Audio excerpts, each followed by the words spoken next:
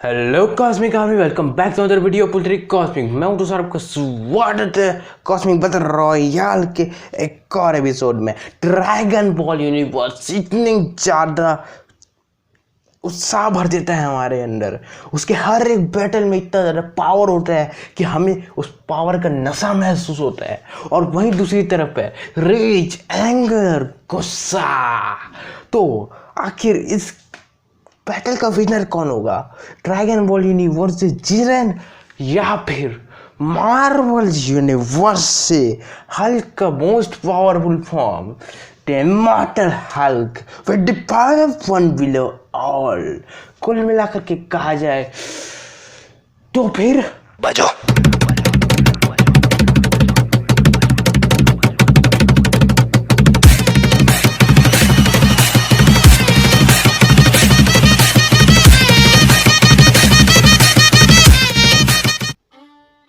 Jiren dragon ball universe के most powerful characters में से एक, जिसकी वीकनेसेस अभी तक हमको बताई भी नहीं गई है। गोकू ने बहुत मेहनत की है अल्ट्रा इंस्टेंट को मास्टर करने के बाद इसको हराने की औकात लाई है अपने अंदर। तो आप सोच ही सकते हैं कि कितना ज़्यादा पावरफुल है। अभी तक बहुत बंदों को अल्ट्रा इंस्टेंट टेक्निक बहुत ही ज़्यादा पसंद आई है, लेकिन जिरेन अभी भी कितना ज़्यादा पावरफुल है यार। मतलब सुपर सैन ब्लू फॉर्म में गोकू के जिरेन को हरा नहीं पाया, मतलब हरा नहीं पाया, मतलब बहुत मार खा रहा था, मतलब अत्यधिक मार खा रहा था।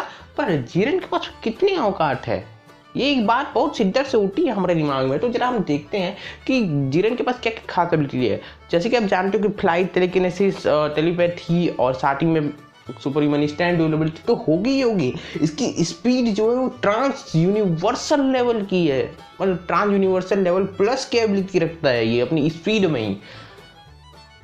सुपर सैयन ब्लू गोकू भी इसको देख नहीं पा रहा था कि इसकी स्पीड जा कैसे रही है। पर उसके साथ ही में जब हमने इसकी शुरुआत में इसका मैच देखा, मतलब टूर्नामेंट्स ऑफ पावर का, जब शुरुआत में नहीं, मतलब शुरुआत से ही ये मेडिटेशन कर रहा था। ये अपने मेडिटेशन के दम पर ही अपने इतना ऑरा इकट्ठा कर लेता है कि अपने ऑरा से ही कईयों की बजा देता है। मतलब ये खास करके अपने ऑरा टेक्निक की मदद से कईयों के मारने की औकात रखते हैं। गोकू भी नहीं देख पाया था कि ऑरा आ कहाँ से रहा है और मार कहाँ रहा है। वो बस मार खा रहा था उसका ऑरा टेक्निक से। और ना ही सिर्फ गोकू, हिट जैसे बहुत ही पावरफुल कैरेक्टर भी इससे मार खाए हैं।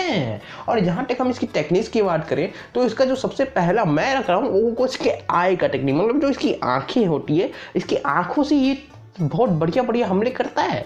और वैसे एक आध दो भी नहीं, सीधे तीन तीन। पहला फेयर टेक्निक, ये इसकी जब आंखें चमकती है और एक फ्लेम उठता है उनमें से, तो सामने वाले खिलाड़ी की औकात गड़क जाती है, मतलब उसकी फटके 999 हो जाती है। अब साला मेरी फटने वाली, कुल मिला के यही सोचता रहता है वो बंदा। अब इसके बाद आता है सिंपल, सादा और बिल्कुल ब्लॉकिंग टेक्निक। हीट के हुक्म के इक्के को आराम से ब्लॉक कर दिया था जिरेन ने, वो भी मजे से, और उसको ज़्यादा कोई तकलीफ भी नहीं हुई थी।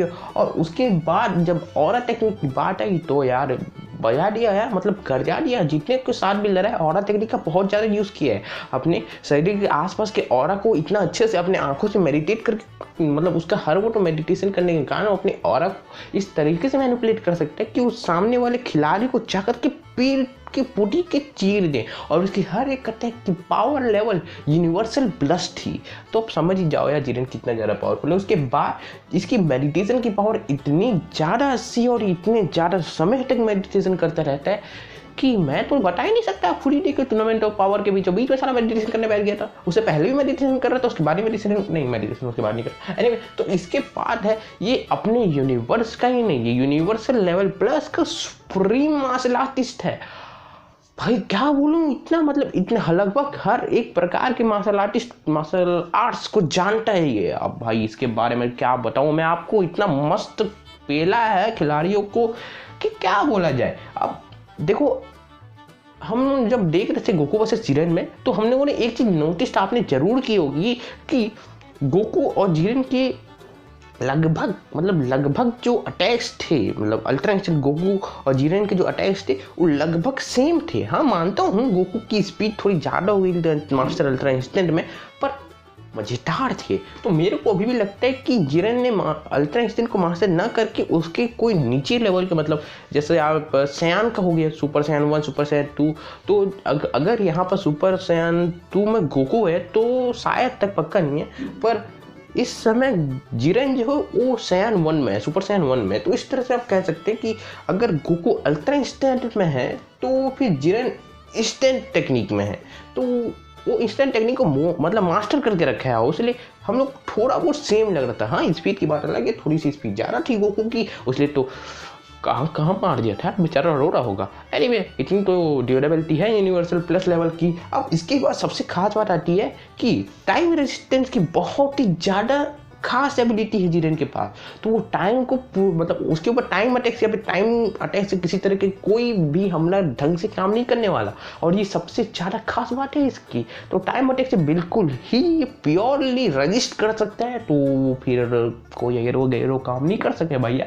तो इसके बाद इसकी जो सबसे खास टेक्निक है, सबसे खास टेक्निक हकाई टेक्निक, गॉड ऑफ डिस्ट्रक्शन लगभग ज़्यादातर इसका यूज़ करते हैं। अक्षय टाइमलाइन से इरेज करने की टेक्निक है उस कैरेक्टर को, तो फिर आप समझ ही लीजिए। और जहाँ तक हम इसके थ्रेट लेवल की बात करें तो एनिमी में ज़्यादातर होता ये कि उसमें बताया जाता है कि थ्रेट लेवल मतलब कौन से लेवल में ये कैरेक्टर एग्जिस्ट करता है। तो ये बताया गया ये सेलेस्टियल लेवल थ्रेट है, यूनिवर्स को यूँ डिस्ट्रॉय करने की औकात रखता है, और अभी तक हम इसकी कोई भी वीकनेस नहीं बताई गई है। हाँ, मानता हूँ थोड़ा सी इसकी स्टेमिना कम हो सकती है, पर ये अपनी स्टेमिना को बहुत तगड़े क्वालिटी के साथ मेडिटेशन करके बचाने की औकात भी रखते हैं, और जीतने की तो औकात भयंकर रखता है। तो चलिए बढ़ते हैं अगले कैरेक्टर की तरफ। Immortal Hulk. अमृतत्व प्रदान नहीं है इसको, पर ये अमर है। इसकी ऑरिजिन कुछ ऐसे शुरू होती है कि जैसे हम जानते हैं कि सिविल वॉर 2 में कैप्टन अमेरिका और आयरन मैन के बीच घमासान युद्ध हुआ, जिसमें बहुत कुछ पलट सा गया, और जिसमें कई सारे हीरोज मरे और कई सारे हीरोज जिंदा बचे, और उन्हीं मरने वालों में से एक था हल्क, जिसको मारने का कांड किया था हॉकाई ने, वो भी ब्रूस बैनर के कहने पर। तो एक तरह से कहेंगे तो ब्रूस बैनर ने अपने आप को खुद मरवाया है। तो होता कुछ ऐसा है कि कुछ समय बाद हल्क फिर से जिंदा होता है इमॉर्टल हल्क वॉल्यूम 1 में। इसमें हमें पता चलता है कि हल्क वापस आ चुका है, और धीरे धीरे करके हमें पता चलता है ग्रीन डोर का रहस्य। दरअसल वन बिलो ऑल नाम की एक एंटिटी है जो वन एवं ऑल की डार्क साइड है। इसको आप ऐसा समझ सकते हो कि जैसे द प्रेजेंस है, उसकी dark side the great evil beast है, उसी तरह से the one below all one एवं ऑल की एक डार्क साइड है। तो वन बिलो ऑल एक रेल में रहता है जो द ग्रीन डोर से क्लोज्ड है। अभी इसका हम लोग को लिंक हल्क के साथ कुछ इस तरह से मिला, जब ब्रूस बैनर अपना गामा बॉम्ब एक्सपेरिमेंट कर रहा था, तो जैसे हल्क में कन्वर्ट हुआ, हल्क के जो उसको पावर्स मिले वो वन बिलो ऑल के पावर्स थे जो कि हल्क को मिले। तो इस तरह से कहा जाए तो वन बिलो ऑल की लगभग कुछ पावर्स हल्क के रूप में ब्रूस बैनर को मिली थी। तो ये एक पास्ट से रेफरेंस मिला गया है। और जहाँ तक ये ऑरिजिन की बात है तो इसी तरह चलते जाता है, और कुछ समय बाद ब्रायन बैनर जो कि ब्रूस बैनर के जायस बाप हैं, जायस पिताजी हैं, वो हेल में पहुंच जाते हैं, या मैं कहूँ कि वन बिलो ऑल के रेल में पहुंच जाते हैं, और इस तरह से कुछ डेविल हल्क जैसा कुछ वो बना देता है वन बिलो ऑल उसे, और उसे फिर से ब्रूस बैनर की बॉडी में छोड़ देता है। बहुत कुछ अलग अलग चीज़ें हैं यहाँ पर स्टोरी लाइन में, लेकिन मैं इतना कहना चाहूँगा कि वन बिलो ऑल धीरे धीरे करके ग्रीन डोर से बाहर आता है, और वो ब्रूस बैनर की बॉडी पर पूरी तरह से कब्जा कर लेता है, उसे प्रोसेस कर लेता है, और धीरे धीरे करके पूरे यूनिवर्स के हर एंटिटी को खा जाते हैं। वो जिसको खाते हैं उसकी सारी पावर उसके अंदर आ जाती है। तो ये वो एक छोटी सी समरी ऑरिजिन इमॉर्टल हल्क की। अब इसकी हम पावर्स एंड एबिलिटीज़ देख लेते हैं। तो पावर्स एंड एबिलिटीज़ में सबसे पहले मैं जिस चीज़ को दिखाना चाहूँगा, बताना चाहूँगा, वो है इसकी ट्रांसफॉर्मेशन की एबिलिटी। जैसे कि हम जानते हैं कि ब्रूस बैनर जब ट्रांसफॉर्म होता है हल्क में, तो उसके शरीर में जो गामा पार्टिकल्स होते हैं वो उसके सारे मसल्स को, उसकी स्ट्रेंथ को, उसकी ड्यूरेबिलिटी को, उसकी एबिलिटीज़ को एनहेंस्ड बोलना गलत होगा, कई हज़ार गुना या कई लाखों गुना बढ़ा देते हैं एक कंपेयर टू अ ह्यूमन। तो हम लोग इसके ट्रांसफॉर्मेशन प्रोसेस के बारे में जब बात करें इमॉर्टल हल्क की, तो बात कुछ ऐसी हो गई है कि जब हॉकाई के एरो ब्रूस बैनर के सर पर लगा तो वो जिंदा तो हो गया, लेकिन कुछ अलग चीज़ें भी बदली हल्क की बॉडी के अंदर। जैसे ब्रूस बैनर को दिन का समय दिया गया और हल्क को रात का। दरअसल ये द्वंद जो होता है, ये झगड़ा होता है हल्क और ब्रूस बैनर के बीच, ये उसके दिमाग में हमेशा चलता रहता है। और यहाँ पर अब कुछ नए कैरेक्टर्स भी आ चुके हैं, जैसे डेविल हल्क और इस तरह के कैरेक्टर्स काफ़ी ज़्यादा, मतलब एक तरह से पर्सनैलिटीज़ उसकी ब्रूस बैनर के दिमाग में कई सारे पर्सनैलिटीज़ से बढ़ने लगी थी। इस कारण से इस तरह से बहुत कुछ होने लगा था। तो अब इसके बाद आता है सुपर ह्यूमन स्ट्रेंथ। अब सुपर ह्यूमन स्ट्रेंथ किसी भी सुपर हीरो में होती ही है, चाहे वो छोटे पैमाने पर हो चाहे वो बड़े पैमाने पर हो। पर हल्क के बारे में कहा जाए सुपर ह्यूमन स्ट्रेंथ इनमेजरेबल है, इनकैलकुलेबल है। यहाँ हम नाप ही नहीं सकते, माप ही नहीं सकते कि हल्क की स्ट्रेंथ कितनी है। उसने अकेले ही एक प्लेनेट को दूसरे प्लेनेट से टकराने से रोका है कई घंटों तक। और इसी तरह से अगला आता है सुपर ह्यूमन स्पीड। तो हल्क की स्पीड स्लो है क्योंकि वो बहुत बड़ा है अपने साइज के हिसाब से, लेकिन जब वो कूदता है, जब वो उछलता है, तो वो माइल्स पर आवर में कूदता है। 700 माइल्स पर आवर में उसकी स्पीड हो सकती है। वो कुछ ही जंप्स में कई हजार किलोमीटर कवर कर सकता है। Immunity to resist any disease and virus. Hulk को किसी भी प्रकार की बीमारी नहीं हो सकती, वो हर एक प्रकार के वायरस से इन्फेक्ट नहीं हो सकता, वो हमेशा अपनी हीलिंग फैक्टर के कारण बच जाता है। Resistance to psychic control. Hulk कोई भी ज़्यादा समय तक अपनी साइकिक कंट्रोल, साइकिक लिंक में नहीं रख सकता। हम लोगों ने वर्ल्ड वार हल्क की स्टोरी लाइन में देखा है कि जब वो एक्समैन से लड़ने को जाता है तो एमा फ्रॉस्ट, चार्ल्स जेवियर जैसे बड़े खिलाड़ी भी उसका दिमाग काबू नहीं कर पाते, उनकी भी फट के 999 हो जाती है। अगला आता है एडॉप्टेशन। हल्क कुछ ही मिनटों में या घंटों में किसी भी वातावरण में अपने शरीर को उस वातावरण के अनुसार ढाल लेता है। हल्क किसी भी चीज़ के हिसाब से अपने आप को ढालना जानता है, चाहे वो लड़ाई के बारे में हो, कहीं रहने के बारे में हो या कुछ और के बारे में। लड़ाई के बारे में अगर बात की जाए तो हल्क अपने हिसाब से, जिस तरह से सामने वाला लड़ाई कर रहा है, सामने वाला अगर स्पेशल टेक्निक यूज़ कर रहा है तो वो सीखता जाएगा उस टेक्निक को और उसे आगे जाकर के ब्लॉक भी करेगा उसी फाइट में। हमने ये ज़्यादातर रेड हल्क के साथ देखा है ये कांड को।